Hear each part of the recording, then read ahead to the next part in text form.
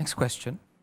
What are the dangers of backbiting and gossip mongering during the month of Ramadan?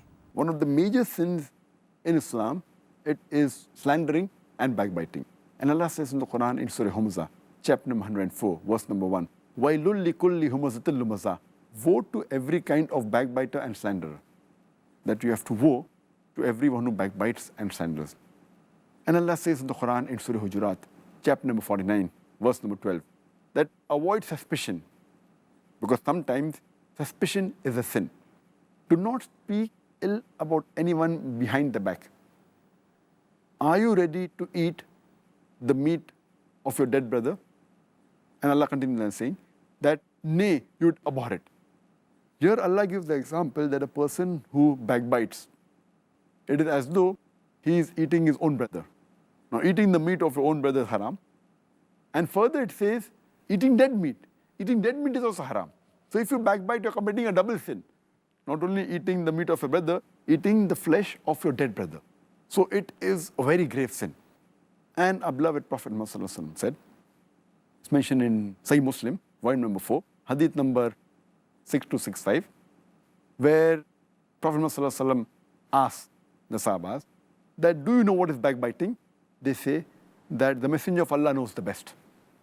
So Prophet Muhammad says that if a person speaks about somebody else behind his back, which he would not have liked, that is called as backbiting.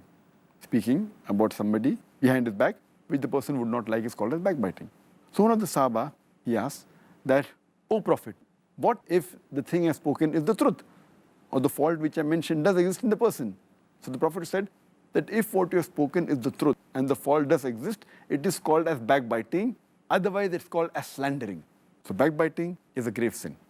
There's another Saheeh Hadith mentioned in Sunan Abu Dawud, volume number 3, in the book of Manners, Hadith number 4857, where Hazrat Aisha, may Allah be pleased with her, the wife of the Prophet, she speaks about Safiya and says that she is such a such thing, meaning she is short-statured. The Prophet immediately says that what you have said, if your words were mixed in the sea, it would spoil the full sea.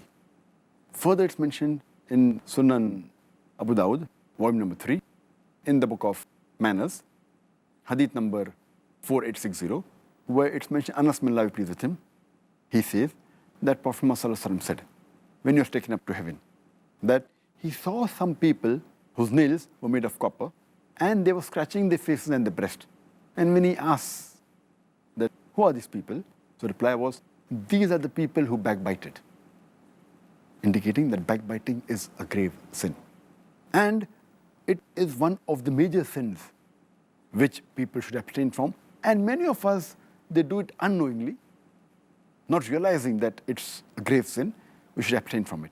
And the Prophet also said, it's mentioned in Sahih Bukhari, volume number 8, in the book of Manners, Hadith number 6056, a rumor monger, he shall not enter paradise. So these hadiths we come to know that we have to be careful, we should guard our tongue, especially from backbiting and gossip mongering.